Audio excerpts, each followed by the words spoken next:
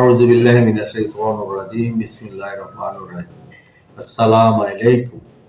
আমি একে মনিরুজ্জামান খান, সাবেক মেয়র নাঙ্গলকোট পৌরসভা।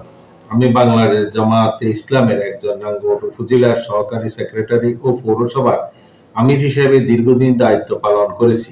নাঙ্গলকোট উপজেলার সদরের শিক্ষা প্রতিষ্ঠান ও রেল লাইনের পূর্ব পাশে অধিকাংশ মার্কেটে আমাদের পরিবার।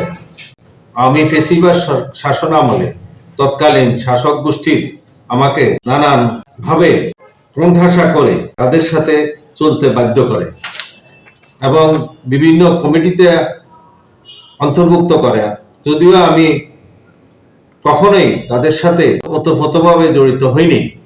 আমি তাদের আমলেই তাদের সাথে সকল প্রকার সম্পর্ক ছিন্ন করি। যখন আমি জুলুমবাজ শাসক গোষ্ঠীর সাথে বাধ্য হয়ে চলতে হয়েছে, তখনও আমার প্রান্তীয় সংগঠন বাংলাদেশ জামায়াতে ইসলামের সাথে আমি সকল প্রকার সম্পর্ক রেখেছি।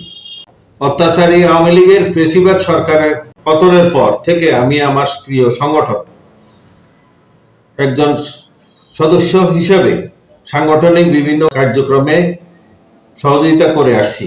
পরিশেষে আমি নাঙ্গলকোট পৌরসভা ও উপজেলার সকল জনসাধারণের কাছে দোয়া চাই। আসসালামু আলাইকুম।